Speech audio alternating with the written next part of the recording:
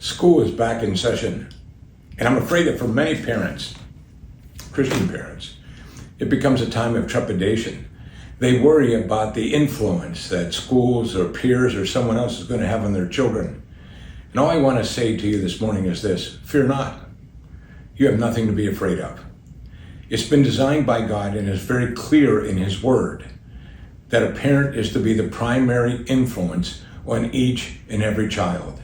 And that no matter what other influences your child encounters in life, none of them should have the influence that a parent does. It was a reassuring thing for me this year at VBS to see people who are now parents who many years ago were children in our church. And they now follow the Lord and are now sending their children to VBS, all because of the influence of their parents. That's an extremely important thing for us to understand.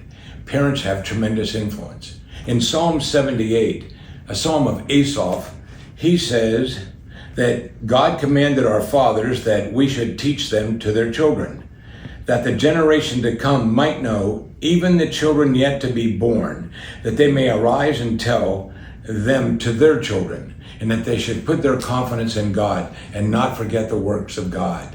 The idea of generational influence is all through the Word of God. It's an amazing thing when we see it. Solomon wrote in Proverbs, train up a child in the way that he should go, and when he's old, he'll not depart from it. That's not a promise. It's in wisdom literature, but it is a principle. It means most of the time, when you train up a child in the way that he should go, when he becomes an adult, he is going to follow how he was raised. That's a wonderful encouragement as a wisdom principle. The Apostle Paul wrote to the Ephesians and said, we need to raise our children in the admonition and the nurture of the Lord. What a brilliant thing to say. Admonition is the discipline. Nurture is the affirmation. The discipline gives our children security. The affirmation gives our children significance. And so what I want to say to you today is simply this: do not fear. Be diligent. Here at the church, one of the things we say we do all the time is we dedicate babies and children to the Lord. Well, not really. Really what we're doing is dedicating the parents. The parents to be the primary influence in the lives of their children.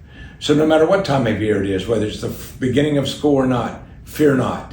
You have been designed by God to be the primary influence to your children.